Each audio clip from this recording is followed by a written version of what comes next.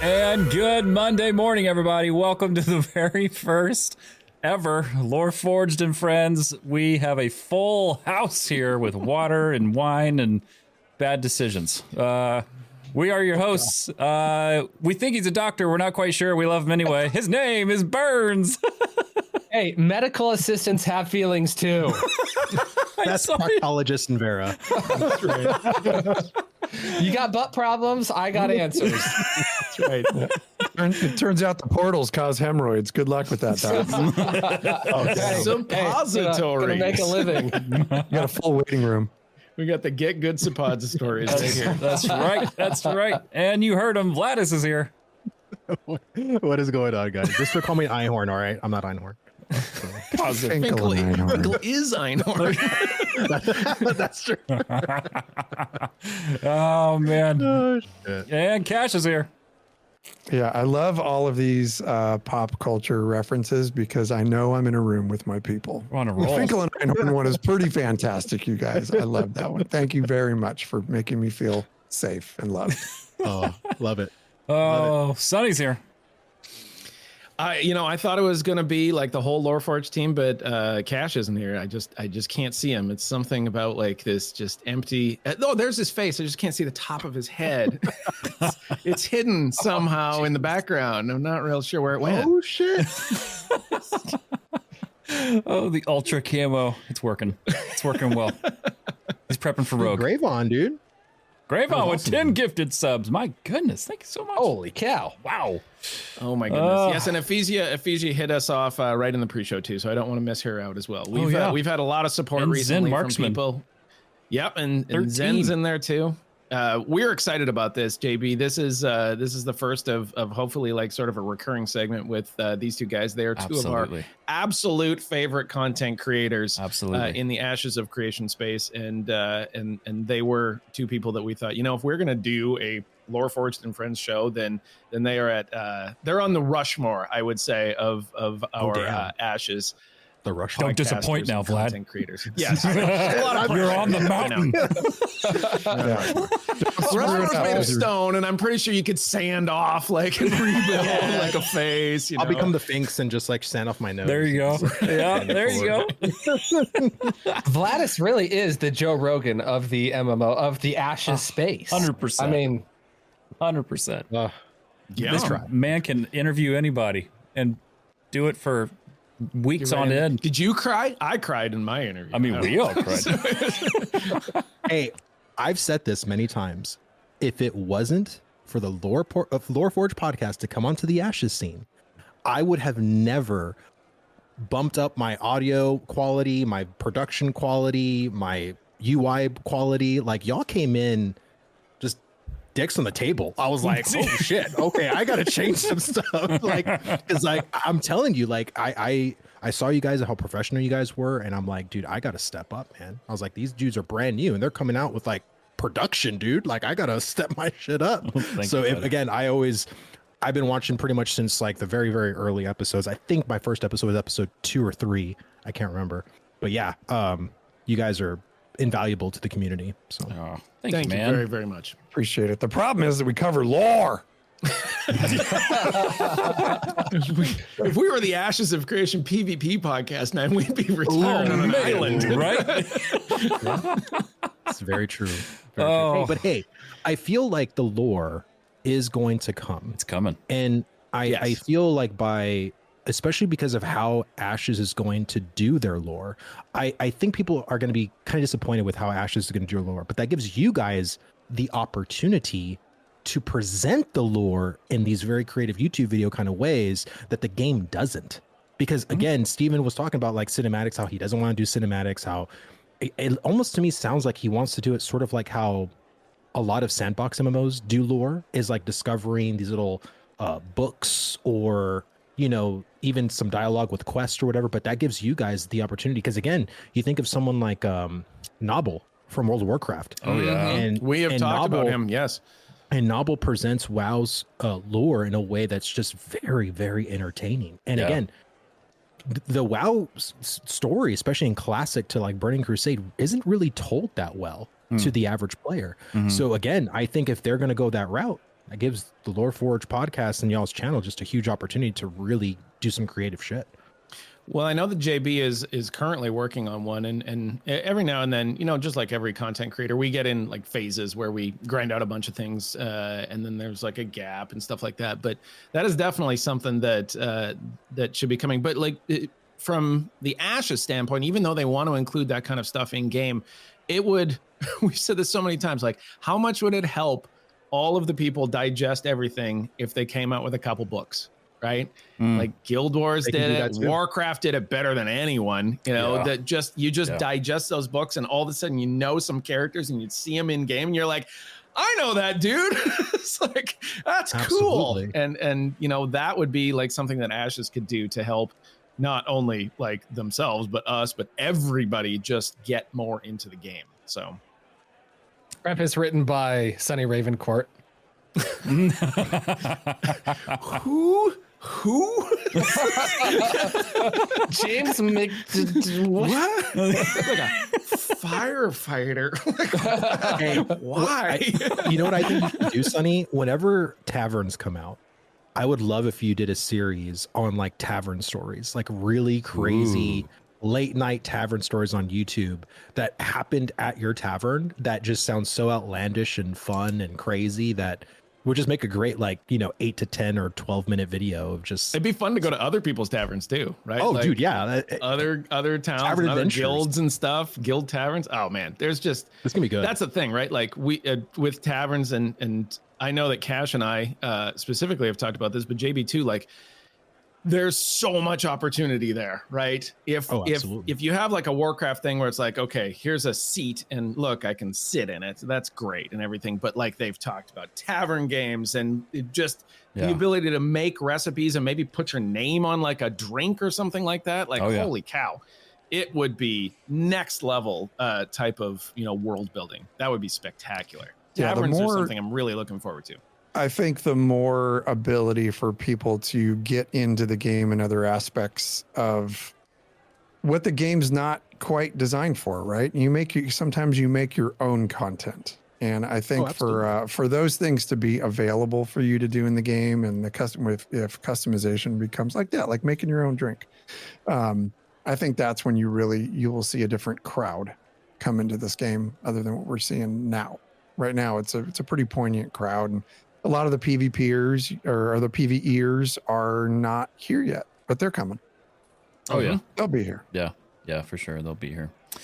Well, to everyone who's here, the way this works, we have no idea what we're going to talk. Well, we have like a brief idea of what we're bringing to the table, but we'll get in that in a second. So, what this is LoreForged is tasked with bringing one topic. Burns is bringing one topic. And Vladus is bringing one topic. And Vladus is bringing 8 topics. We have no...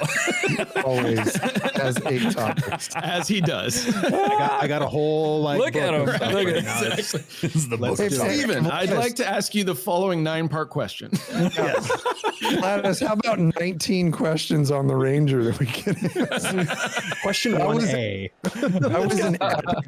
That was an epic time though, dude. Just talking Ranger for few hours I want to give a shout out to Cash because I know he felt a little out of his element, but I really think him being there for the Ranger roundtable was really, really good. The one thing that I really appreciate too, I want to give a shout out to Planin is really sharing this to the devs.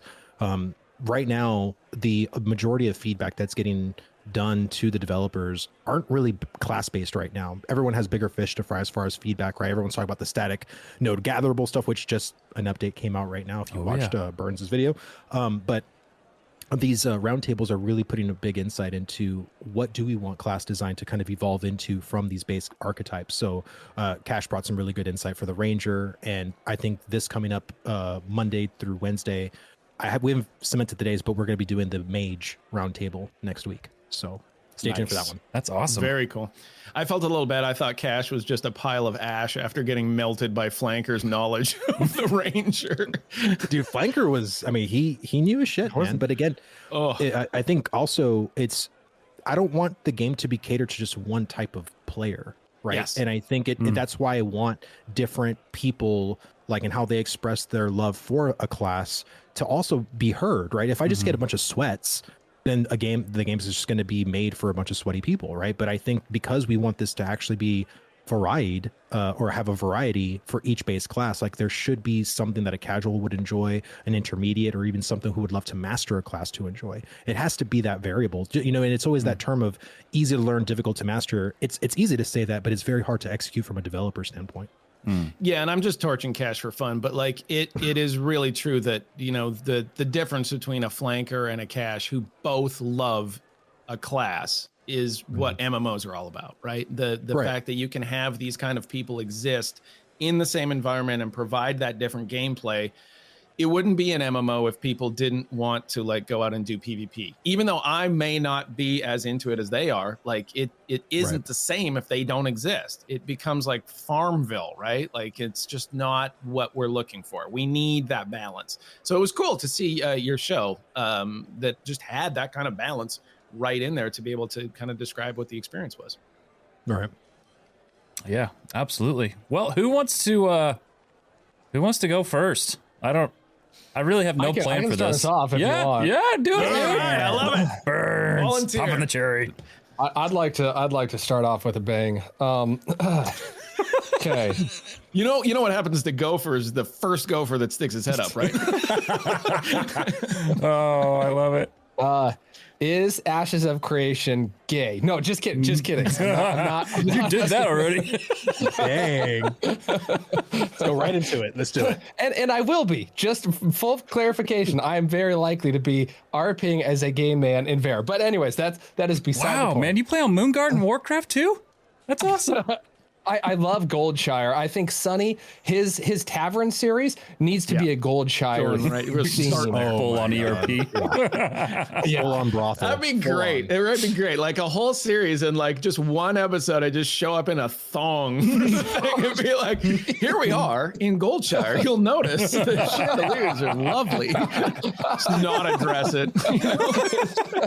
People are going to be saying there's some epic back rooms in the, you know, Black it's Trading Company fantastic. Tavern. It's true. Really, Very high quality. really good back rooms. But it's all consensual. That's right. Yeah, it's all consensual. Everything's fine. This is the running joke in the chat already. See, they've already brought up Sonny's Honeys. It's Sonny's Honeys. It's not happening. go. It's not happening, guys. Well, you think that. They're till t-shirts show up. They're pretty committed to it, honestly. They're all in. All right, Burns, hit us. Let's do it. So the Artisan Changes. I'm not sure if you guys watched my video about it. I hope you did. I watched the whole thing. First took notes. Thank you. I hope you took notes. You liked. You commented. In fact, let me check the comments. I don't think I see a Vladus comment on there, so I don't think I did not comment, but I did like it. Yeah. It's been up for 5 minutes. Burns, it's been up for 5 minutes. Yeah, and it is longer than 5 minutes. A fairly long video. Anyway, so they're making some pretty substantial changes to the Artisan system, especially with gatherables. Are you guys familiar with those changes? Should I revisit them real quick and then we discuss? I mean, I think if you revisited them real quick, we are all familiar with the changes. But yeah, for the purpose of the show and for the chat, if you just want to give us like a real quick Reader's Digest version of generally what's going on. The way that you said real quick makes me want to take a cash amount of time answering that question. Okay. I think you should, particularly because he said Reader's Digest, and there's probably 4 people in our audience that knows what it even is. Those old yellow books that we'd use for stuff like to start fires with, isn't that? A Reader's Digest. This is true. There has not been a Reader's Digest for 44 years. Version. Yeah. Okay. So, like what just happened right before we started this conversation, the servers went live. I logged in at a spot where there's a lot of braidwood, and I had to go chop braidwood because, you know, I was telling these guys, braidwood doesn't grow on trees, but it kind of does grow on trees. So I had to find higher rarity braidwoods to chop down, and then in 4 hours I would come back to that exact same spot, knowing where it was on the minute, and I could chop down that high rarity braidwood that I got. all the other ones, all the other crappy ones, I'd leave out there for. I mean, Strixon could go chop down those pieces of crap. I mean, that's fine. But I have a map of where everything is. I have the timer, so I have locked down that resource. This holds true with several of the gatherables in Ashes. Now, in the last live stream, they discussed it. And what I found fascinating was how, first of all, Alex totally threw Red under the bus and was like, "Oh, Red, would you like to discuss this?" And Red was like, "Yeah, fine." And then he knew everyone was going to hate his answer, just knew it. And so he's like, "Yes, it is static. We want people to compete over these static spawns. We want soft friction." And the chat was just like, just like machine gun at him, right? Mm-hmm. And so afterwards, they all started backpedaling. They're like, okay, we get it. Yeah, hey, open to player feedback here, and then boom, just on a dime, turned things around and came out with this blog post saying, hey, we're going to change. So there are 3 things. We're going to change the locations. So things are going to spawn at random locations. There will be some, it's going to work on a number system where there's a chance that it spawns here, a chance that it spawns there. Anyways, and then we're going to change the timers. So it's going to be a random timer. And then obviously, because those two are different, then the rarity it's not going to be a static rarity anymore. So on a dime, they recognized everyone's concerns and complaints and addressed it in a way that didn't change the core pillars of the game and didn't remove any scarcity. So I wanted to know what your guys' impression, and then also they're changing the process. Surveying? Oh yeah, processing too. So they're doing surveying and they're doing processing different. Mm-hmm. So what was your guys' impressions of that stuff, and what are the general feelings of the Artisans systems and gathering in general? Let's let Violet go first here. Mm-hmm. Oh, okay. So for me, like I literally streamed for like 25 minutes going over this, and I think for me, there was some stuff that I rarity is a big deal for me personally as a player, and I feel like I still feel they're going to do static node rarity, but it's going to have a variable timer and it's going to spawn somewhere completely different. But my thing is that I want my gear to matter as a gatherer, like my pickaxe to matter, and all that stuff. And because of the whole plus rarity system, and it's hard to reach those breakpoints to get like the next rarity up. That they did say in the article that they are planning to like redesign that to make it better, and I hope it is better for the player, because I think stuff is still going to be hard coded. I think stuff is still going to be like a static rarity, meaning when you go to that braidwood, it's going to be an uncommon braidwood. But if you as a grandmaster have like grandmaster shirt, skivvies, or whatever, you can potentially get that uncommon to heroic, right? So I'm hoping that's kind of the case. And then if that braid would spawn somewhere else randomly, I kind of don't care. But I think there's a lot of stuff that when I hear, I get very excited about. But I think it's also kind of seen it in practice, because the surveying is also a huge point of contention in my brain too. Because when I was watching your video, Burns, you kind of mentioned like, when you put a survey pylon, it'll tell you potentially what's going to spawn in this kind of vicinity. And, maybe the timer and potentially the rarity. I'm on the fence about that initially, because there's also supposed to be various survey pylons per certification level. So one, you're gonna have a novice one. So there needs, in my opinion, if you're putting a novice pylon, it should maybe give you like 5 minutes at the most within the area. And then if you go to apprentice, maybe it's 10 minutes. You go to journeyman, it's like 15 minutes, right? So you have like, and I think if you are a novice, you shouldn't see, let's say if a mining stuff, right?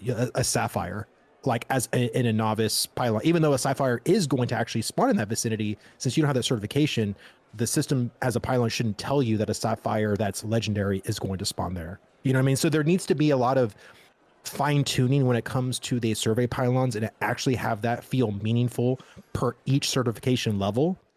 But once we see it in practice, I think of course, we all might feel better about it. But I think overall, like the other thing I want too, when it comes to process, and I was really shocked with the whole BOE with tools, because I think that could be very lucrative in the sense of being able to sell tools, right? Like you have like heroic pickaxes for sale or whatever. And I think that's really great. My only other thing that I would love for them to do is I really want a very elaborate profession UI, because I want to be able to click onto any profession and have a UI for that profession. Because in my world, I want to be able to put clothes on for every 22 professions.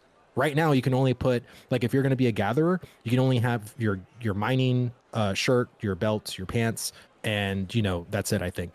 But I want to be able to, like, if I go to mining, I have my own mining stuff that I can get, because that will also incentivize people to sell all these things. Because again, if you're that kind of OCD person like I am, where I want to fill in all the gaps, like I'll buy like all 22 profession stuff just so I can have it, even at a common or uncommon level. So I think that'll also kind of spur up the economy in that point too. I could just picture Vladus in the back, like in a theater production, like, and now my planting outfit. That's right, damn it. Dude, I love it though, man. Like, I just think again, like Corey and his team have been, I think that from what it seems like, they want to do something more at the systematic level and not just a Band-Aid. And I think that's why we hadn't gotten really any updates. And I just want to say to Intrepid again, please do more of these articles to other things that people are passionate. Even if you don't have a timeline, go over what your thoughts as the company are for those, you know, topics, you know, because we can have a dialogue about it. Right now, we feel like the transparency is there a little bit, but not as much as we would like for certain things in the game. Like, how do you guys feel about like PvP or the node wars or war decking? Like, put out an article on war decking and what the devs' philosophy is on that particular thing. And then we can go and we echo the same sentiment, or we can be like, no, we totally disagree with you. Like, I think that dialogue is important and it needs to keep happening. Yeah. I really think that this was a case where they saw that there was a need, there. They have all of their active players and testers.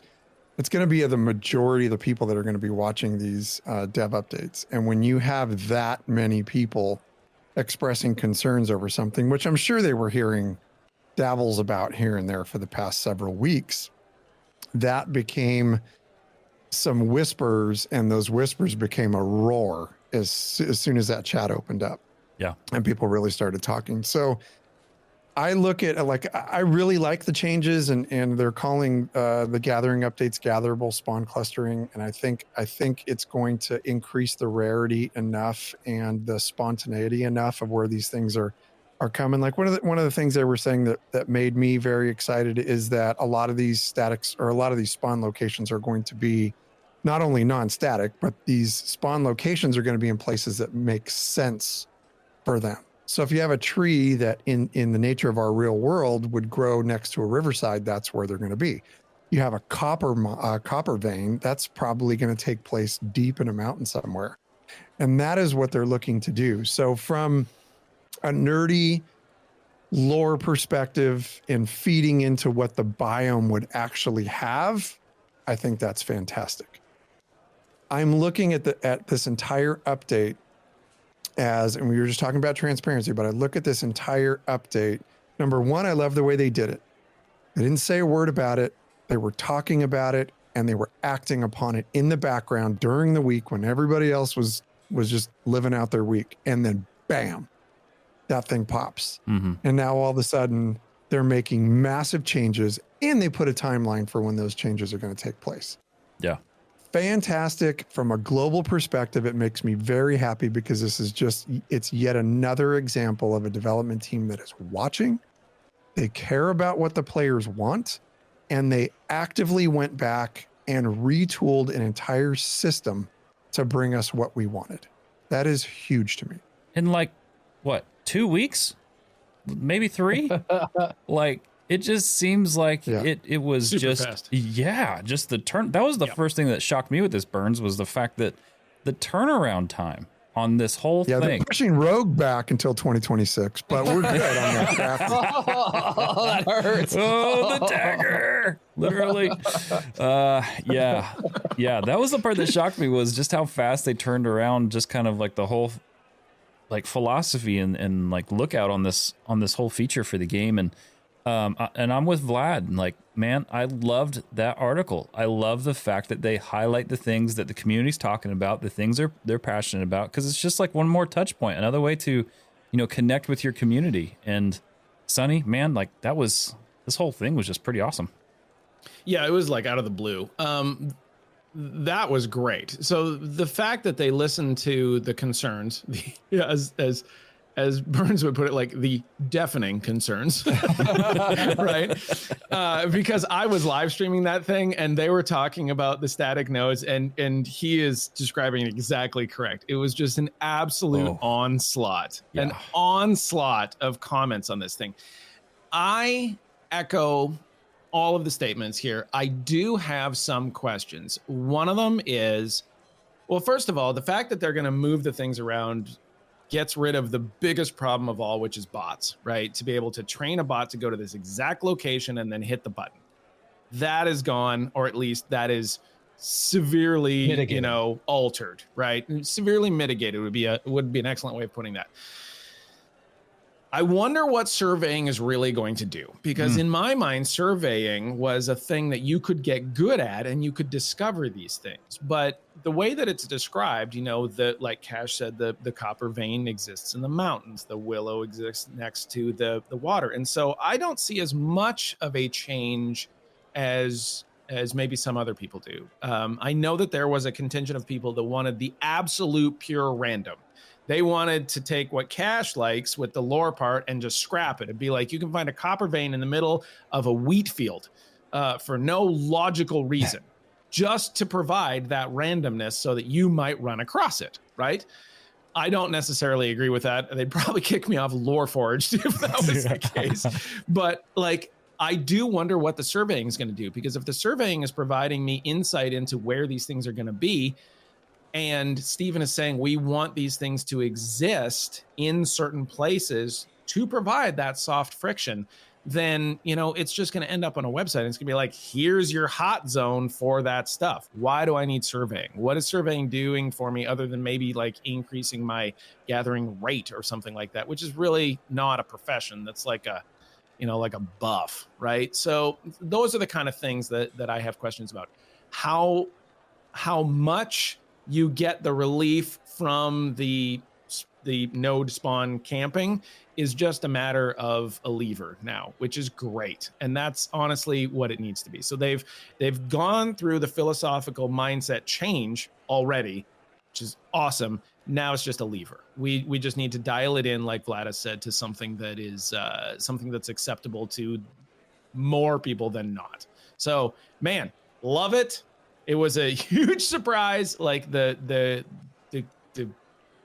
almost instant turnaround. Like, really, in a game development standpoint, they said this thing, we didn't like it. 2 weeks later, they change it. Like, that's unheard of, right? So, I mean, you can't complain about it. It's just a matter of like, okay, let's see what they do now, because they're listening. Right.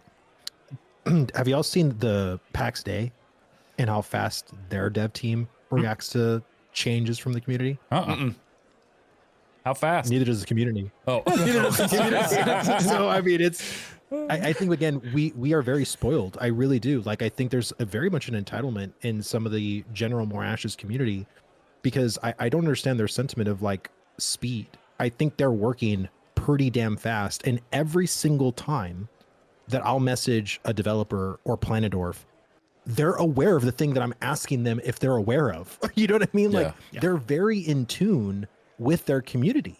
And I think that's very important, because, dude, how disillusioned are some of these other companies where we ask the question, do they even play their own game? You know what I'm saying? It's just wild to me.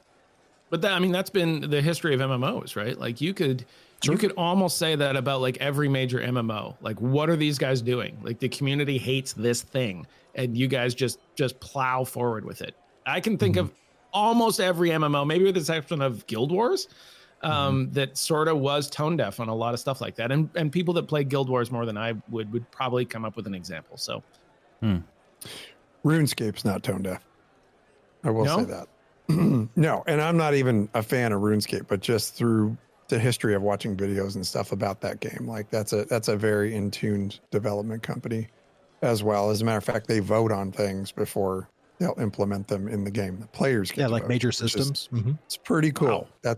It's a pretty cool thought. And that game's been around for years and years. Yeah, and there's a reason that game's still kicking. I mean, those devs listen, and I mean, old school more so than the newer version, right? Like the devs listen. It is engaging gameplay. It's authentic. It doesn't feel like, hey, here's a vehicle to get you to play more so you can buy things from our store so that we can go show our shareholders, right? There's no soul in that. Right. What Vladus was saying, like a lot of times I think people don't realize how fortunate we are in this situation to have developers actually listen and implement changes in essentially real time like this. I mean, I wouldn't be making content if this weren't the case. I mean, I'm not going to make more money making content than I do in my daily job. I'm not going to be able to pay off med school loans, right, from making content. I do it because I'm inspired by what Intrepid's doing. Like they are doing things the right way, and so I think trying to analyze and explain things a certain way about what they're doing, I think is a helpful thing. And I know we all do it on our channels. I love watching all your guys' stuff. I get so much inspiration from watching all you guys. I'll listen to, I mean, Vlash does a live stream, and then, or you guys, when you do the Monday mornings, I'll listen to that at the gym, and I'll have to stop working out. I go over to my phone and I start writing down ideas, and then I go back and I go do another set. And one of you guys says something that makes me think of something else, and I go back. we all do that, bro. We should be feeding off of each other. Absolutely. That's our job. Our job is to get more eyes on this game. So if it takes us doing stuff like that, then we're in the right spot. You got to get into, if you want to pay off those loans, you got to get into lore. That's where the money is. Oh yeah. Hey. Yeah. You want huge numbers. That's the way to do it.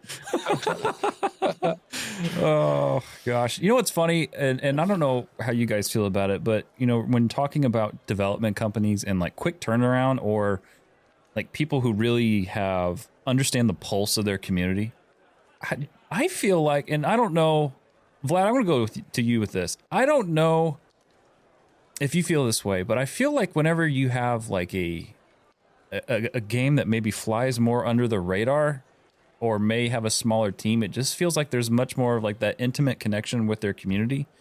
And I feel like, to an extent, granted, we know Intrepid's like 200 plus people now, right? But I feel like a game that relatively flies under the radar and is so connected to their community already, it makes it, you know, just that little bit more exciting to me to see where it's going to go when you're able to do something so quick, like they, you know, basically a complete about face for their philosophy for this thing in 2 weeks. Like, that's crazy.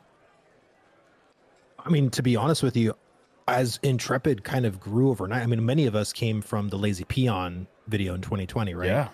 I was really shocked that after that, Steven just didn't delete his Discord and make some other Discord tag.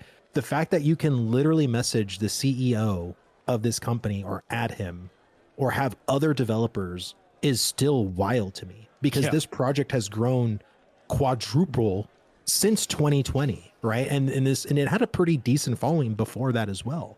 So I guess, like, to me, like, they could easily go semi-dark, which I think there's people that kind of agree that that's kind of the case, right? Because we really don't hear them outside of, you know, their monthly live streams, and that's it, right? Like, that's all we get. And this is why I think this article we got today, is so invaluable to the community that has been very vocal, whether they're leaving the feedback in the weekly feedback report that they've been having in Discord now, or they go to the forums, they go to Reddit or whatever, or Burns makes a video about it and goes and comments on his comment section. Like, any of those things, like, Steven watches so many YouTube videos, like, and I think of how intimate he is with this project. And even during the Lazy Peon video, he was very candid about his emotional state and how he really truly cares about this game and this company and the people he employs and the people that are in his community, right? Like, and so I can only imagine the kind of emotional tale that would take, especially considering people have framed this game as a scam, or say this game isn't coming out, or whatever the case is, right? And it's like, we have a pretty fleshed out pretty awesome alpha, in my opinion, compared to other alphas that I've seen. Like if you go and compare it to like Chrono Odyssey, you compare it to, or not Chrono Odyssey, what's the other one? PAX Day, and then there's oh my god, what's that other one? Anyway, doesn't even matter. Well, Throne of Liberty, but yeah, I mean, it's just wild to me. Like, and I've actually the amount of community, like I said I do a lot of bartering. Like I'll go and contact this guild or that guild, not my own, because maybe my guild doesn't have it or whatever the case is. And the amount of socialization I've done in this alpha is more than what I've done in WoW for almost like at least 5 to 10 years. It's wild. Wow. It's just wild. It's almost to a fault though, right? Like sometimes I worry that their willingness to engage the community is like, it's so extreme, and I'm so not used to it that I like sometimes want to say like, you don't have to engage in a Reddit fight. Like you're the CEO of this massive, train of production that needs to happen for the rest of us to be happy. Like if you stop what you're doing and spend 3 hours fighting with an idiot on Reddit, like that's 3 hours that this game is not getting developed, because we all understand like your importance to this kind of thing. So sometimes, I worry a little bit about that. It is crazy that is even a conversation that I would be having, right? Like there's no world in which I can think of any other person in charge of something this big that would spend the time to try to answer all of these questions from people. So I don't know. I assume at some point it will get darker and that the circle will tighten up. Maybe that's what the content creator program is sort of designed to do a little bit, is to try to dial in a little bit of how they're communicating out to other people to get that message out, because I don't know how you sustain this. Like this is crazy to me, but maybe they do. Maybe this is just a new way of doing things. Well said. Well, Vladus, what do you have? I'm intrigued to see what you bring. Well, this is something I kind of alluded to it earlier and before we even went live. Augments have been on my brain, and I want to bring this topic because, we're getting very scarily close to May, and we will have the tank augments and cleric augments, or the secondary, coming up. And, the community has been, when I look on the forums, when I was kind of researching like sentiments on augments, and it's still very either neutrally afraid or afraid of the augment system, meaning that it's not going to be up to their standard. And, I think because of how one-dimensional, like if you think about it, you can't really play your class any different than the whatever anyone's base class is, right? Like you're going to go into almost all your abilities, and you're going to be pushing them in a sequence that everyone else is. If they're playing fighter, everyone's playing fighter basically the same. So these augments really need to do some heavy lifting, and they really need to be quite transformative, especially if given the fact that Steven has said that it's going to be like 2 weeks potentially to change your secondary class, right? So they should be quite transformative. So my question to you guys is, like, how important is the augment system to you and your gameplay, and how involved do you want augments to change your base abilities? Oh, JB, why don't you do this one first? Wow. Okay. You've been playing fighter, right, JB? Yeah, reluctantly. Burns. Why reluctantly? JB wants to be a summoner, is what it is. Yeah. I'm waiting for some. So the reason I say that is because I started this phase wanting to play something I knew I would not main. So I started with cleric, and then I got tired of healing people, and so I wanted to be more selfish, I guess, and so I went to fighter for a while. So I'm just like eliminating the things I know I'm not going to play at launch, and so just having some fun. But it's a fun class. Yeah, sorry, Burns, it's a fun class. I mean, it's got problems. We know. It's all right. It's okay. It happens, right? When I think of the augment system, I think for me, it's more about knowing what fantasy archetype I want to be, and hope that there's just some like, sorry about that, water bottle. So there's some things that just kind of like follow with that. So like, I really want to play a necromancer. That's what I really want to be. And I know that's a summoner. Oh yeah. That's a summoner, and I want to say cleric. Cleric, yeah. I know when you hear a necromancer, there's just some things that come to mind. One, raising the dead, right? Or something about minions, you know, and I definitely want those augments to impact the gameplay. And I want it to do it in such a way that, I mean, I don't know that you can ever avoid meta in any MMO. Like, it's always present, right? It's always that thing. There's always now going to be tier lists and YouTube videos coming out. Burns will put one out like 3 hours after a gathering update, which, well done, by the way. Thank you. Thank you. My fastest turnaround time yet. Yep. Did you have to change your shirt? Were you covered in sweat and like get all cleaned up? No, I knew I was going to be on LoreForged tonight, so I already had this shirt on. It's a moss-colored polo for the boys. Ooh. Can you not just picture like that scene of like the car just driving down the highway and then just pulling off and just off a cliff? It's like that's the update thing. I gotta get home to dry to I was actually mid-procedure. I had needles in this patient, and my phone vibrated because my friend Kumsi messaged me. I dropped. I took my scrubs off, and I went boy. Sew him up. Yeah, wrap it up. There's now needles sewn inside the thorax. Yeah, that's what PAs are for. So like I said, I'm just a medical assistant, so I can leave. It's no big deal. Oh, I love it. Close my God. I gotta go. They're gonna wake up. What is this? But you know, I think for me, because you know, like whenever you have a certain fantasy archetype, things are kind of expected to follow to a certain extent. Like, I don't know, this is be a long shot, but in my head, I want to have minions as a necromancer. I would love for the ability to take a fallen enemy, someone that I've killed, or a friend, and reanimate their corpse for X amount of seconds. Like, it's just like things like that, you know, like to really kind of dive deep into that archetype and what that looks like in fantasy. That to me, I think is really where my head's at. So yeah, to answer your question, I think I really, really want it to affect gameplay. I really want to throw a wrench in meta and tier lists and just mess it up.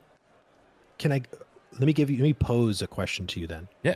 Would you rather have more transformative augments, but are limited to only 5 abilities being augmented, but those 5 augments are very transformative and very powerful? Mm-hmm.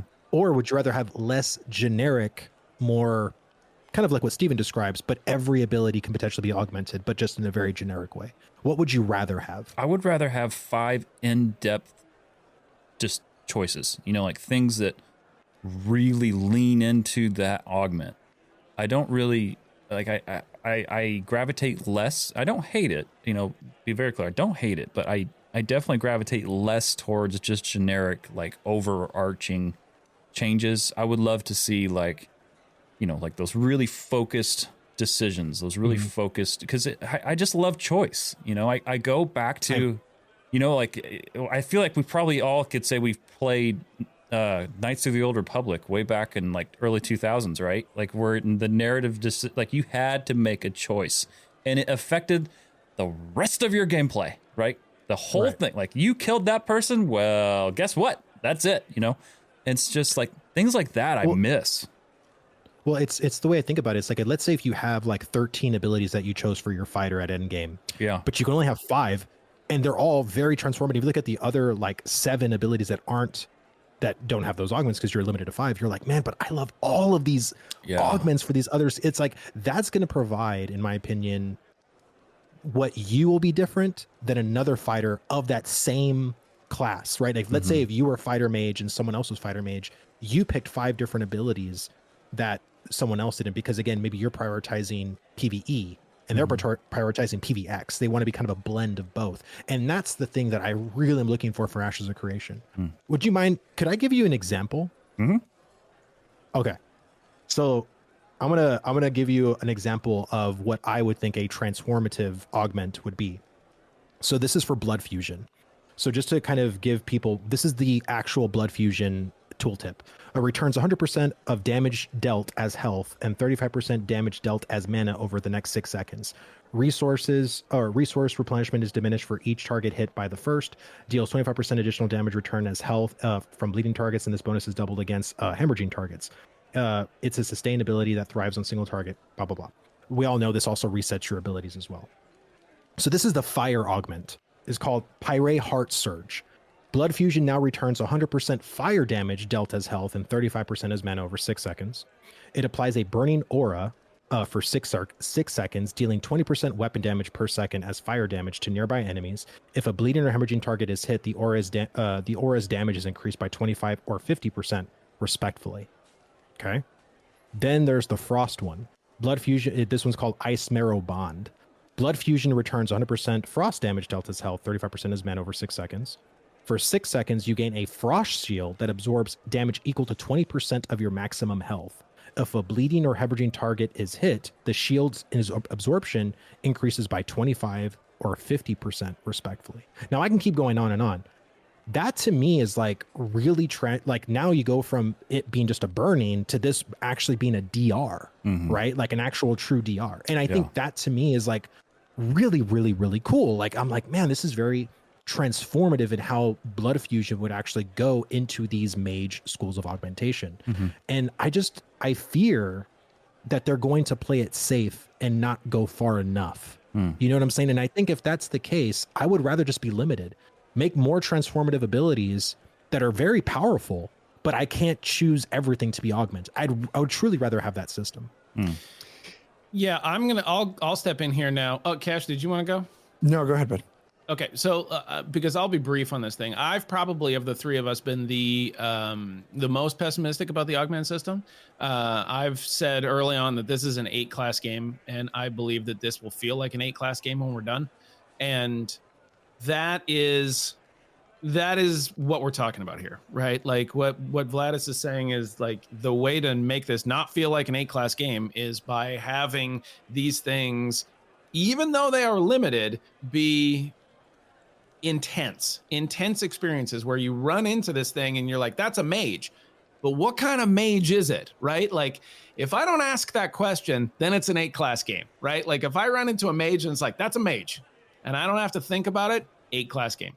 If I run into that mage and I don't know what I'm getting, now we're talking what they want. And this is one of those ones where like the only way to put it is I'm just going to have to believe it when I see it, you know, because so far, admittedly, we are level capped prior to these kind of things where they would naturally exist in the game.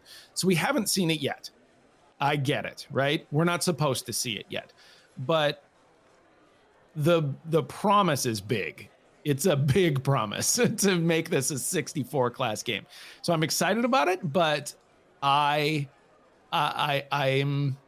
of the three of us, I'm going to be the one that's going to have to be convinced the most, because I just really in my heart of hearts feel like at the end of it all, it's going to be 8 classes.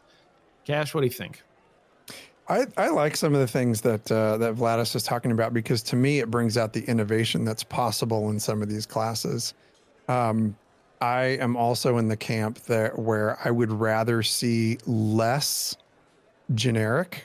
I would rather see maybe a smaller amount of abilities that you can choose from that do have an impact. And I think my biggest thing from the way I like to play my games and I like my characters to be is I want whatever I choose as an augment to really give me the class identity that I'm going for. That is huge. If I want to play, you know, a very nature-based ranger, then I want to be able to have a choice to do that. If I want to play a ranger that you know flings arrows as a ranger cleric that would heal people, I want those to be very, very impactful. I like the idea of having less and make them, you know, less skills and make them more impactful, because I think that is overall going to help the balance in the long run. Because if you have a billion different things to choose from and they're a little bit more generic in nature, they don't necessarily look really cool. I think you're going to have a lot harder time with those 64 classes and the balance that is going to be required to keep those. But if you really limit down what you can choose for, and it's still an augment system, and like Vladus is saying, those skills and abilities are impactful and they look good, it's going to bode much better for balancing out all of those classes in the long run, which is going to be an ongoing thing. Oh yeah. Balance. We've talked about it many times before. Balance is an ongoing thing. And with 64 classes and a whole bunch of choices, it's gonna be a big deal. So I'd rather see them focus that down a little bit to things that are really going to identify your tune. And that's what I think the passives are for in the talent tree. Like, because I believe that every ability needs to at least have 3 to potentially 5 passives that can influence that single ability. And we kind of have that a little bit, right? Like you have Whirlwind, there's like Cinematic Whirlwind or Overpower Whirlwind, right? So like you can have like more passives that are kind of generic because you can have multiple of those generic things all working intertwining with each other. Like, but I just don't want the augment system, that big system, that pinnacle level 25, you pick your secondary class. To me, those are big moments. For that to just be completely fizzled at like, I just apply a burning for this and now I have some frost shield, and you know what I mean? Like, dude, what it did with that move Cataclysm, there's a frost augment where Cataclysm is no longer a damaging spell. It basically encases, like you target a party member, you bash the area and it forms like an ice fortress around your party to barricade, almost like the tank shield wall. Whoa. So it becomes like a huge like defensive in that case. I'm like, that's freaking cool. Like every time when I read some of these augments, I'm like, I love how transformative that would be in the battlefield, especially when it comes to PBX and everything like that. I just fear that they're going to play it safe. And I think this is definitely not the system to do that. If you want to play it safe with passives. Burns, what do you think about this? What do you think? I think Vladus has some insider information that we're not privy to. No, I don't. I really don't. That's what I'm saying. Afraid, man. With the amount you talk about this and your level of concern, I am always like, what does Vladus know? I don't know. How did he say that? Dude. He's holding a dev hostage in his closet. Yeah. What's going on in your Discord? I want to see. I want to see screenshots. So I think I agree. You know, it needs to be fun. It needs to change abilities. You know, like, have you ever done something and found your niche? You played a sport, you competed in something, and you were really, really good for whatever reason at this one specific thing. And you was just a bunch of like, you went in there and when you did that one thing, it benefited you and everyone around you. And that feels so good. Mm-hmm. I want it to be like that with the augment system, where if I want to be a fighter that's a little thick, like that can get in the mix and can actually like, you know, do some like brawling, that's what I want. I want to do that. I don't want to play the class fantasy out that way, like what Jibs was talking about. I want to be able to find a niche to really get into, and I want the augments to provide numerous niches for people to seamlessly fit into. And there will be metas for certain things. Oh, you know, for this encounter, you want this type of thing. For this encounter, you want this type of thing. The most meaningful combat in the game, in my opinion, is node sieges, because it's like, just so much goes into building up a node, choosing what it is. You know, the mayor, let's say it's an economic node.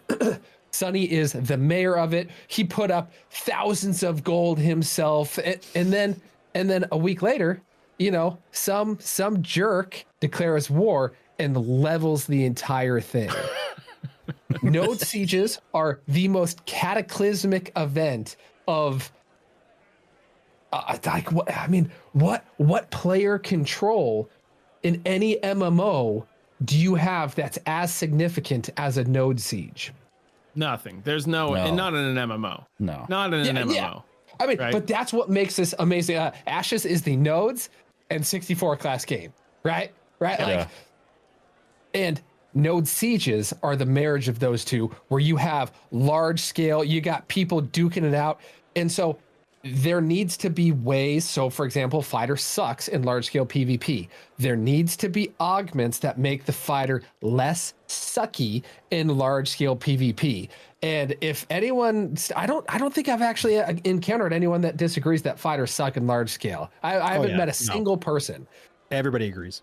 Yeah, right. Okay, so we just have been very slow here. We haven't heard anything from Intrepid about that, unless Vladus knows something. But anyway, we haven't heard anything about that. So hopefully, it changes classes enough where you can find niches and feel good about your class. Would you be down for that, Burns? Like, so right now, we don't know if augments are going to be tied to talent points. We don't know if there's going to potentially be a limit. Can every ability be augmented? I mean, again, you think 30 to 40 abilities, 8 classes, and then you think of every potential 4 schools of augmentation. That's damn near almost 9,000 variations of and that's why I think as a developer, you would think to go generic because that would just be easier for you guys. You know what I mean? But they are going to do something. Remember, Stephen was talking about that with Jamie. He was talking about that would be, they do it on a scale, right? Like on a 1 to 10 scale, and he was talking about examples of things that would be impactful and things that would not. And so I think we know that there will be some 10, some big things, and then we know there are going to be some boilerplate stuff too, damage, changing damage type, etc. Yeah, but would you rather have the limited augments that are more transformative, or would you rather just them do generic augments? Yeah, really generic. I'm a generic guy. I don't want to change that. I knew you were a missionary guy. Question. That's the most loaded question. Loaded question. So, have you stopped beating your wife? Right. Yeah. No. Are you a soaker, Burns? Do you soak? Is that what you do? Like this lovely bag of dirt, or what's behind door number 2? All right. I think we all agree that if you're gonna do the augment system, then you got to make it matter, right? Like that was the promise. Yeah. That was the promise of the game, right? Like Bird said, it's node sieges in the 64 class thing. That really is the sell of Ashes of Creation. Everything else is just a slight step below that. So we're gonna go into the LoreForged question here. Since there's 3 of us, we only get one question. We're like a 3-headed monster here. 33.3%. I'm going to go to Cash. I'm going to go to Cash first on this one to just mix it up a little bit here. And this one is kind of a philosophical one that's going to lean a bit into your gaming background. And the question is, what would it take for you as an experience in game for you to feel like this game has moved on from a testing phase into a almost launch, ready to experience type of game? What is it that you're going to have to experience in this game to change your mindset on this thing? Cash? It is a good question, and I kind of wanted to go off the cuff a little bit on this one. And I think from a philosophical standpoint, I don't think the game needs to be completely done with all aspects that have been advertised in the game in order for me to feel like it's, moving into a beta or launch phase. And what I mean by that is I don't think all nodes need to be there. I think, probably 70-75% of the nodes is still going to be plenty of playable space for people to kind of stretch their legs a little bit and get out there and play the game and have, a landscape and not just everybody like shoved into one biome. I think if there's a good balance of PvE content, we're going to bring in that other element of player that I don't think is really prevalent in the game right now. And I'm talking people above and beyond just the people who are min-maxing crafting as much as they possibly can. You're going to get, people who are going to be playing the game to learn the story of Vera. So I think that's an important aspect to also be there. I don't think all plan systems need to be there. I'm a big proponent of taking some of the bigger advertised systems that are going to be in the game and releasing them as future content. And what do I mean? I mean things like the naval system. I don't think that needs to be there at launch. I think that's something that could be released as a DLC. I think it would be. And I'm talking. Somebody call a doctor. No, I'm a medical assistant. I'll go. Somebody call a medical assistant. I hate to tell you, they're going to call the paramedic first, and I'm going to rub some dirt in that wound, pal, and then we'll ship you off. Fine. Walk it off.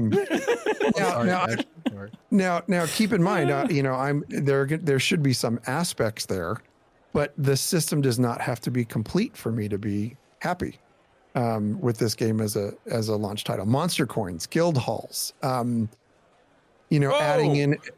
Did you say guild halls? Hey, weren't we? This is my opinion. Aren't we on that part? Oh, This is my opinion. Sonny's got slapped. I think Don't I get to be shocked now? I think it's my turn. Yeah, I'll shock you. I just think, let me sum it up by saying, I just think that if most of the things, if probably 75% of the things that are advertised for the game are in the game and functioning correctly. Let me say that again. Functioning correctly. That there's a lot of room for the game to be launched and for things to be sewn up in later patches.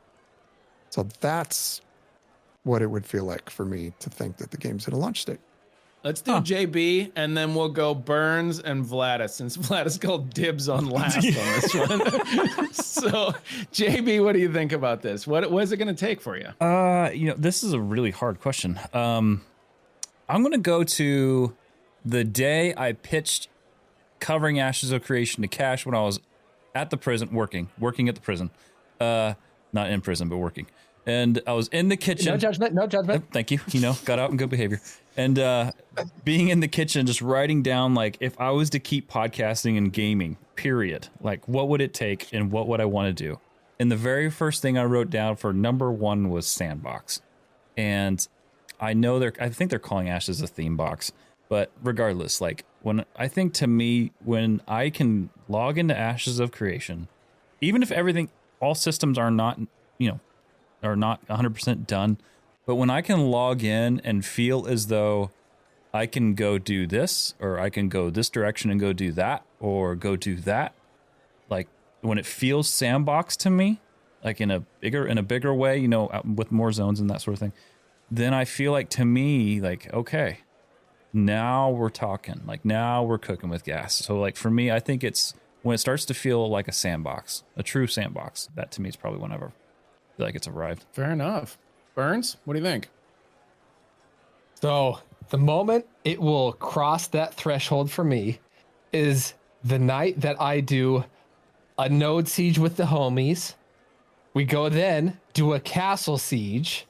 After the castle siege, we go back to our home node. We go drink some ales at a tavern where we're in voice chat and we're singing sea shanties and Chumbawamba.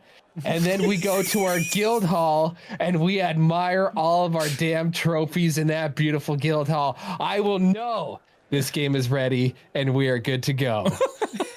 I love it. Oh my gosh. I love how important Chumbawamba was in that. In other words, you want it done. So all of the systems involved with that, when it stops feeling like a testing environment and starts feeling like a game, that is that's what I am expecting. I mean, does every type of ship need to be out? No, I don't think so. Like, they can,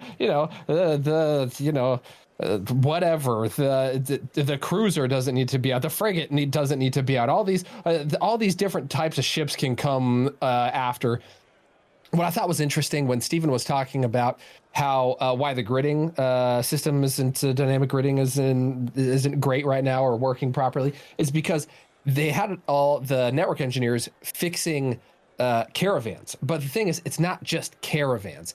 Caravans are also siege vehicles. It's the same rigging. It's the same software programming for that, right? And so if you have siege vehicles at the node siege and the castle siege, hey, then all that stuff is working, right?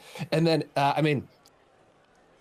I don't think every single accessory needs to be running, but I do think the core fundamentals of the game need to be working, where they can add little things later. But yeah, I want the big things done. I want them functioning well, and then to go do some RP, which I occasionally RP, just a little Light. bit, occasionally. Light. I saw RP. it. Extra light. I witnessed it.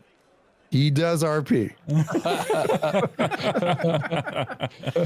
Vladis, before I go to you, I'll just say that, like, for me, it is a real, it's like a shift in perception that'll probably happen at a tavern. It'll be a thing where we're at the tavern and we're gathered around and we're doing something fun, and somebody says, like, hey, let's go do this or let's go do that. And there's no conversation about that's a placeholder, right? Like that, or complaining that they need to fix this right away. They need to do this. They need to do that.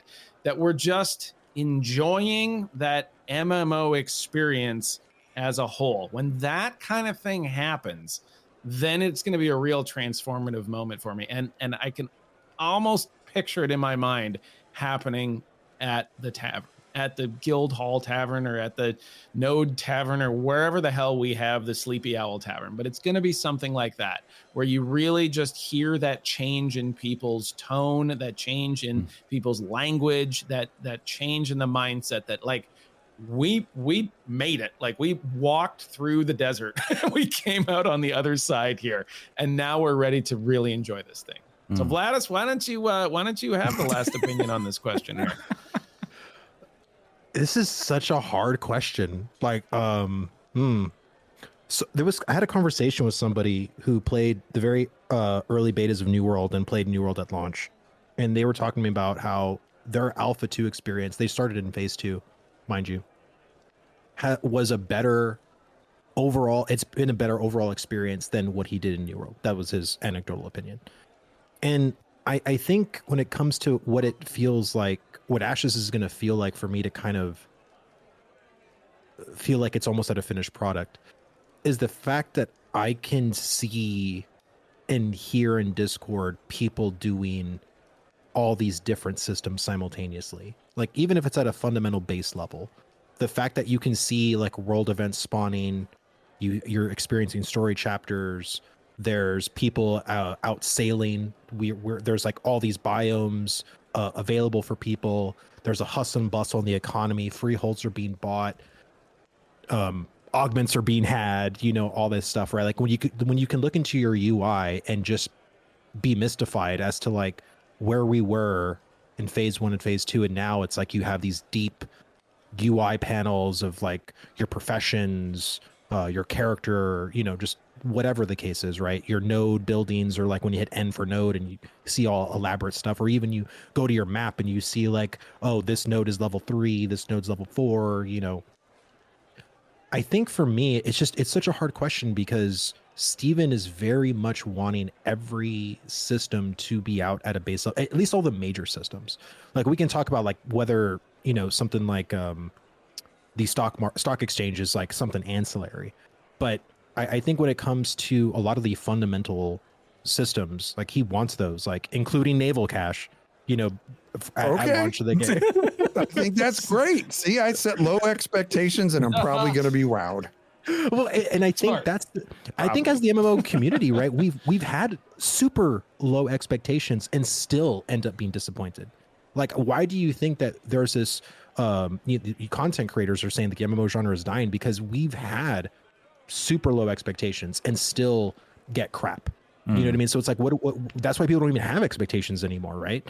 Yeah. And I think with Ashes, because we're actually getting this interaction, we're getting feedback, we're actually getting the things that we want implemented into the game, like, people are starting to finally have hope, which I think is kind of a dangerous thing, because hope is a dangerous thing to get people sometimes. But I think if they just continue the course, I don't know what this game's going to look like in 1 year from now. Like, March 13th of 2026, what does Ashes look like? I really don't know. And it really excites me to think, like, what we could have. People were speculating on Reddit that the Western continent can be entirely done by October.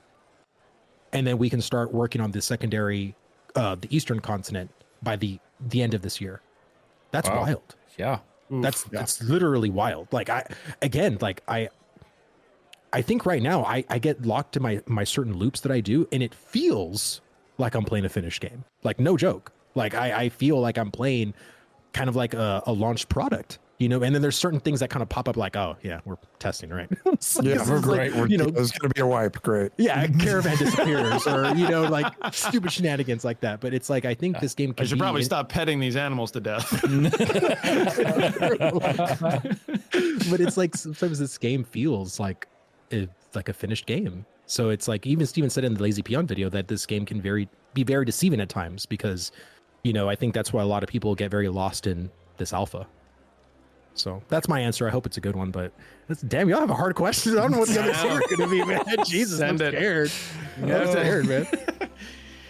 You're gonna be boning up. Like, oh God, I gotta get my thesaurus out from next show. The saving grace is only a one-parter. We just left it simple. We just left it as a one-part. Damn, that was a great question. That was a great question, man. JB, you want to take us out? Yeah. Well, gosh, guys, this was awesome. I can't wait till we do this. Do this next month. We'll need to get a date. Do this again. Wait, it's over? That's it? There's no more questions? It's over. That's it. We got to leave them wanting more, Vladis. Let me teach you a little bit about leave them wanting more. Here, Wow. Okay. I was like, I can go for another hour. Dude, I could go for another 2. That's what you're doing. I know you can go for another hour. Oh, I love it so much. Well, guys, thank you so much for just being willing to just join us in this series, Burns and Vladis, guys. Burns, where can they find your stuff? Let's start with you, man.